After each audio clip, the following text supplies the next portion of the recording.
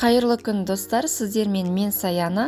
Бүгін өте дәмді, өзімнің сүйікті тәттілерімнің біріне арналған супер рогаликтардың рецептісімен бөліскім келіп отыр.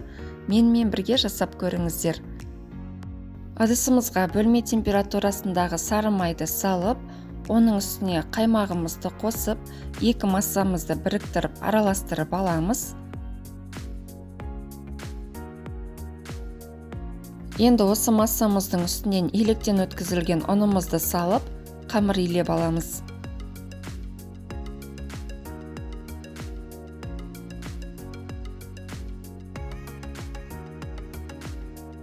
Бізде шамамен осындай қамыр шығады.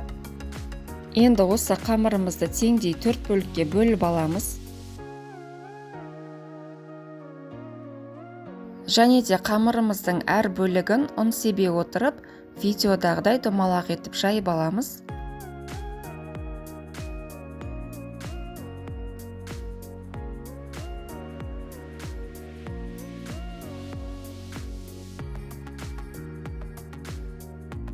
Және де дәл видеода көрсетілгендей қамырымызды теңдей 8 бөлікке бөліп аламыз. Салмасына қайнатылған сгущенка пайдаланамыз.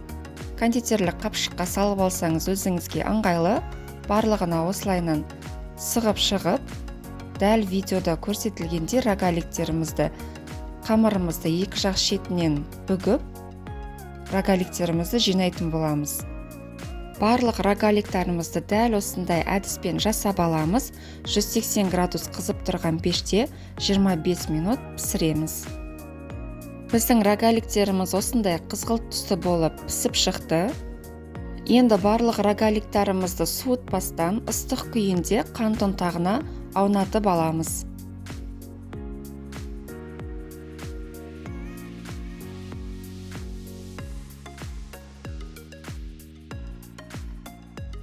Супер рогаликтардың дәмі өте супер болып шығады. Міндетті түрде дәл осы рецептпен жасап көріңіздер. Сіздердің де сүйікті тәттілеріңіздің біріне айналатынына сенімдімін.